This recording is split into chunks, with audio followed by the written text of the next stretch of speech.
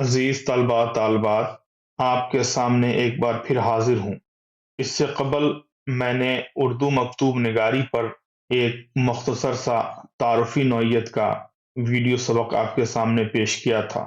اب یہ ضروری ہے کہ اردو مکتوب نگاری کے تاریخی پس منظر، ہسٹوریکل بیک گراؤنڈ کو بھی سمجھ لیا جائے۔ تو چلیے اس سبق کو آگے بڑھاتے ہیں۔ مکتوب نگاری پر یہ جو پہلا پیراگراف ہے یہ تعارفی قسم کا ہے، اس لیے اسے چھوڑ دیں گے اور آگے بڑھیں گے۔ غالب کے اردو خطوط کے دو مجموعے عود ہندی اور اردو معلی ہیں۔ اسے عود ہندی نہیں پڑھیں گے، عود ہندی۔ غالب نے شروع میں فارسی میں خط لکھے تھے، پھر اسے ترک کر کے اردو میں خط لکھنے لگے۔ خطوط لکھتے وقت وہ روایتی تکلف اور القاب و آداب کے قائل نہیں تھے، بس قلم اٹھایا اور مکتوب الیہ کے مرتبے کے مطابق مخاطب کیا۔ ان کے خطوط میں شستہ اور دلکش عبارت آرائی کے بجائے مکالمے کا انداز پایا جاتا ہے۔ غالب نے اپنے خطوط میں جہاں ذاتی کوائف، دلی کے حالات، دوستوں کے احوال بیان کیے ہیں، وہیں بعض خطوط میں ادبی مسائل پر بھی اظہار خیال کیا ہے۔ دوستوں کے ساتھ ہنسی مذاق، سنجیدہ مسائل پر گفتگو، مخالفین کو ترکی بترکی جواب، شادی بیاہ کی باتیں، بیماری و صحت کی اطلاع اور اپنے گرد و پیش کے حالات، ان تمام چیزوں کا بیان وہ اپنے خطوط میں شگفتہ انداز میں کرتے ہیں۔ واقعہ نگاری کا وصف ان کے خطوط کی خاص پہچان ہے۔ واقعے کی تصویر کشی، امیجری، وہ اس انداز سے کرتے ہیں کہ سارا منظر نظر کے سامنے آ جاتا ہے۔ انہوں نے اپنے بعض اشعار کی تشریح بھی ان خطوط میں کی ہے اور علمی نکات بھی بیان کیے ہیں۔ غالب نے خطوط نگاری میں ایسا رنگ اختیار کیا جو سب سے نرالا تھا، یونیک تھا۔ ان کے خطوط کا کلیات ڈاکٹر خلیق انجم نے مرتب کر کے غالب کے خطوط کے نام سے 5 جلدوں میں شائع کیا ہے۔ غالب کے علاوہ سر سید نے بھی اپنے مکاتیب میں اپنے زمانے کی مسجع اور مقفع نثر کی بجائے عام بول چال کی رواں اور آسان زبان کا استعمال کیا ہے۔ دیکھیے ابھی تک ہم نے کیا سمجھا ہے کہ غالب کی جو بات آتی ہے تو کہا جاتا ہے کہ غالب نے ایسی بالکل سادہ زبان استعمال کی اور ایسا لگتا تھا کہ وہ سامنے سے بات کر رہے ہیں، ڈائریکٹ جو ہے ان کے سامنے مکتوب الیہ ہے، اور یہ ان کا خاص انداز تھا اور وہ اس انداز کے موجد خود کو سمجھتے تھے۔ اس کے علاوہ سر سید احمد خان بھی ایک جید عالم اور بڑے ادیب تھے۔ انہوں نے بھی خطوط مکاتیب لکھے، لیکن آرائشی یعنی سجاوٹی زبان استعمال نہیں کی، مسجع مقفع زبان استعمال نہیں کی، بلکہ عام بول چال کی آواز اور رواں دواں نثر ان کے خطوط میں نظر آتا ہے۔ آگے بڑھتے ہیں۔ محمد حسین آزاد کے خطوط بھی خاص اہمیت رکھتے ہیں۔ مکتوبات آزاد، محمد حسین کے خط کو مکتوبات آزاد کے نام سے چھپی ہے۔ یہ ان کے خطوط کا مجموعہ ہے جو 1907 میں شائع ہوا۔ ان خطوط کے القاب و آداب میں سادگی پائی جاتی ہے۔ یہ اہم بات ہے، اسے انڈرلائن کر دیا کہ محمد حسین آزاد نے جب مکتوب الیہ کو مخاطب کیا تو القاب و آداب میں روایتی نہیں رہے، بلکہ اس میں سادگی لے آئے۔ پنجاب سے اپنی محبت کا ذکر وہ بڑے والہانہ انداز میں کرتے ہیں، بڑے ہی پیشنیٹ انداز میں۔ ڈپٹی نذیر احمد کے خطوط کا مجموعہ موعظہ حسنہ کے نام سے شائع ہوا۔ انہوں نے یہ خطوط اپنے فرزند مولوی بشیر الدین کو ان کی تعلیم کے زمانے میں لکھے تھے۔ ان خطوط میں انہوں نے عربی قواعد، عربی گرامر کے ادق مسائل بھی سمجھائے ہیں اور تعلیم کے میدان میں آگے بڑھنے کی طرف مائل کیا ہے۔ ادق کے معنی ہوتے ہیں باریک کے، ہے نا؟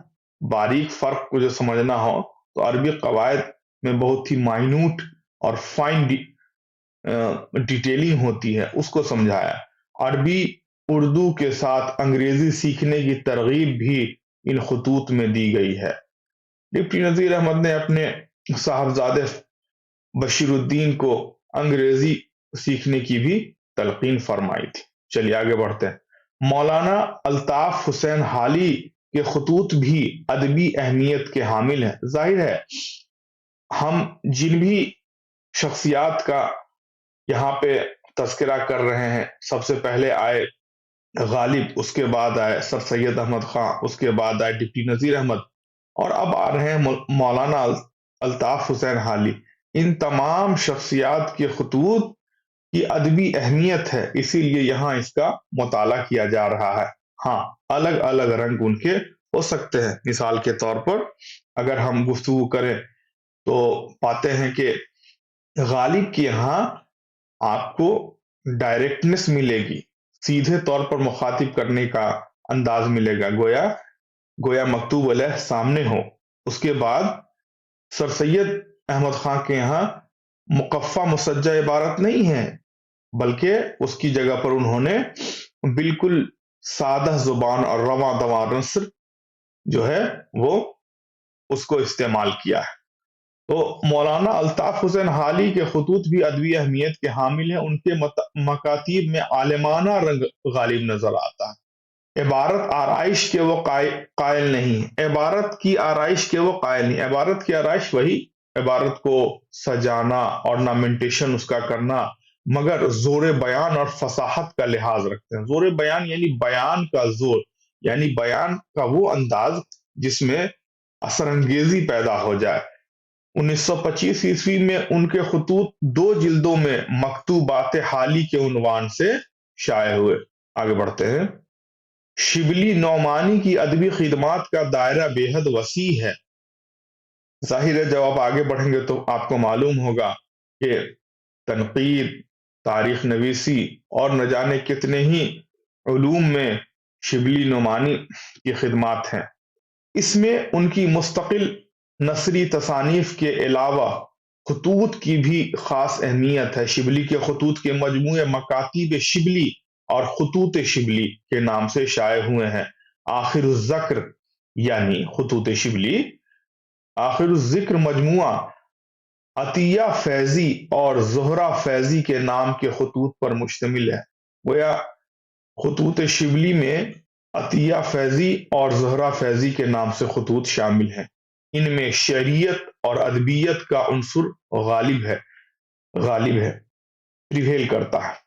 شبلی کے خطوط میں منظر کشی کے عمدہ نمونے ملتے ہیں۔ منظر کشی سے مراد یہ ہے کہ کوئی واقعہ ہوا ہو، اس کے بارے میں جب تفصیلی طور پر ادبی انداز میں پیش کرنے کا جو ہنر ہے وہ منظر کشی کہلاتا ہے۔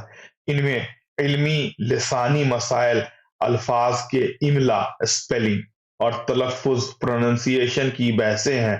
عام طور پر ان کی زبان سادہ اور رواں ہے، یعنی ان کا رنگ بھی تھوڑا تھوڑا ان سے ملتا ہے سر سید احمد خان سے۔ علامہ اقبال نے بھی اپنے معاصرین کو سینکڑوں خطوط لکھے ہیں۔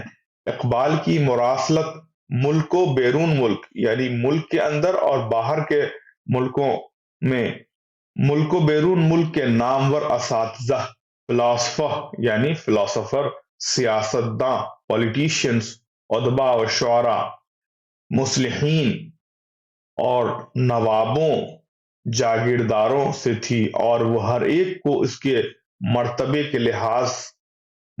کا لحاظ رکھ کر خط لکھتے تھے۔ اقبال کا انداز تحریر شگفتہ اور رواں ہے۔ انہوں نے اپنے خطوط میں انگریزی الفاظ بے تکلف استعمال کیے ہیں۔ اس معاملے میں ان کے اندر انفرادیت ہو گئی۔ کئی سوال آئے کہ کون سے ادیب یا شاعر اپنے خطوط میں، اپنے مکاتیب میں دھڑلے سے انگریزی الفاظ کا استعمال کرتے ہیں، تو آپ لکھ سکتے ہیں کہ وہ علامہ اقبال ہیں۔ ان خطوط میں انہوں نے اپنی شاعری کے متعلق بھی اظہار خیال کیا ہے، بعض فارسی اشعار کی وضاحت بھی کی ہے۔ ان خطوط سے ان کی شاعری کو سمجھنے میں بھی مدد مل سکتی ہے اور ناقدوں نے، کرٹکس نے اس کی مدد لی بھی ہوگی۔ سید مظفر حسین برنی نے ان خطوط کو 4 ضخیم جلدوں، ضخیم سے مراد موٹی موٹی جلدوں میں کلیات مکاتیب اقبال کے نام سے شائع کیا ہے۔ چلیے آگے بڑھتے ہیں۔ مولانا ابوالکلام آزاد اردو خطوط نگاری کی تاریخ میں ایک اہم مقام رکھتے ہیں۔ دیکھیے، اردو خطوط نگاری کا جب ہم مطالعہ کرتے ہیں تو عام طور پر 2 نام آتا ہے۔ سب سے پہلا نام آپ کو غالب کا ہے، اس کے بعد اگر خطوط کے مطالعے میں ناقدوں نے سب سے زیادہ دلچسپی لی ہے تو مولانا ابوالکلام آزاد کی خطوط کو مطالعہ کیا ہے۔ انہوں نے احمد نگر کی جیل، احمد نگر میں وہ قید تھے، چونکہ بہت بڑے سیاستدان تھے ادیب کے ساتھ ساتھ، انہوں نے احمد نگر کی جیل میں قید کے دوران اپنے دوست مولانا حبیب الرحمن خان شیروانی کو خطوط لکھے تھے جو غبار خاطر کے نام سے کتابی شکل میں شائع ہوئے۔ ان خطوط میں ماضی کی داستانوں اور حالیہ واقعات کے ساتھ علمی مباحث اور ادبی تذکرے بھی ہیں۔ ان خطوط کا ایک خاص وصف آزاد کا وہ اسلوب ہے جس کی بنا پر یہ خطوط دلکش عبارت آرائی کی عمدہ مثال بن گئے ہیں۔ کاروان خیال اور مکاتیب آزاد ان کے خطوط کے دیگر مجموعے ہیں۔ یہ جو بھی خطوط نگاروں کے بارے میں ہم نے پڑھا، یہ بڑے ہی اہم اور مشاہیر شخصیات ہیں۔ ان کے علاوہ بھی چند ادیب ہیں جن کے خطوط کی اہمیت ہے۔ ان خطوط نگاروں کے علاوہ امیر مینائی، اکبر الہ آبادی، مہدی افادی، عبد الماجد دریابادی، سید حسین بلگرامی، محمد علی ردولوی، حبیب الرحمن خان شیروانی، صفیہ اختر اور عصر حاضر کے کئی ادیبوں کے مکاتیب کے مجموعے منظر عام پر آ چکے ہیں۔ تو چلیے اب اس متن کے درمیان، اس ٹیکسٹ کے درمیان جو مشکل الفاظ مجھے معلوم ہوئے ان کا میں نے الفاظ و معنی لکھ لیا ہے۔ آپ سے گزارش یہ ہے کہ ان الفاظ و معنی کو اپنی کاپی میں نوٹ کر لیں اور یاد کرنے کی کوشش کریں۔ آگے بڑھتے ہیں۔ عود ہندی ایلو ووڈ ہندوستان میں پایا جانے والا ایک خوشبودار درخت یا اس کی لکڑی۔ اردو معلی، اردو معلی ایک ادبی ٹرم ہے، لٹریری ٹرم ہے، جس کے معنی ہے دہلی کی معیاری زبان جو شاہی قلعے میں بولی جاتی تھی، فصیح اور مستند اردو۔ یہ سمجھیے کہ بالکل اسٹینڈرڈ اردو جو قلعے کے اندر بولی جاتی تھی نا، اسے اردو معلی۔ آگے بڑھتے ہیں۔ شستہ، شستہ کے معنی ہے خالص، پیور، صاف یا شائستہ زبان، مجازن سلیس اور رواں۔ ترکی بترکی جواب دینا، کسی کو اس کی زبان میں سخت جواب دینا، کسی کو اسی کی زبان میں سخت جواب دینا۔ شگفتہ انداز ایک لفظ آیا ہے۔ شگفتہ انداز کو سمجھنے بھر کے لیے میں بتا رہا ہوں کہ لکھ سکتے ہیں پلیزنٹ اسٹائل، چارمنگ مینر میں، ہے نا، خوشگوار انداز میں، دلکش طریقے سے۔ نثر مقفع آیا تھا، بھی مقفع اور مسجع آیا تھا۔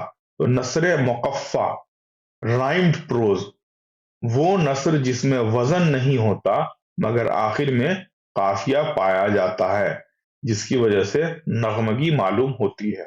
موعظہ، موعظہ بولتے ہیں سرمن کو، پند و نصیحت یا نصیحت بھری باتیں۔ زور بیان، اظہار کی طاقت یا بیانیہ کی قوت جو کسی بات کو دلکش اور مؤثر بناتی ہے۔ عزیز طلبہ اور طالبات سے گزارش ہے کہ میں نے جو بلند آواز میں متن کو پڑھا ہے تو آپ ویڈیو کو روک روک کے خود بھی پڑھنے کی کوشش کریں، اسے پریکٹس کریں۔ کئی بار اردو کو ہم جب استعمال نہیں کرتے ہیں تو مشکل معلوم ہوتی ہے، حالانکہ اردو بڑی ہی رواں دواں اور آسان زبان ہے، بس شرط یہ ہے کہ اسے ہم استعمال میں لانے کی کوشش کریں۔ اس ویڈیو کو طلبہ اور طالبات جو 11ویں 12ویں کے ہیں ان کے درمیان بھی شیئر کریں اور انہیں دیکھنے پر آمادہ کریں. شکریہ.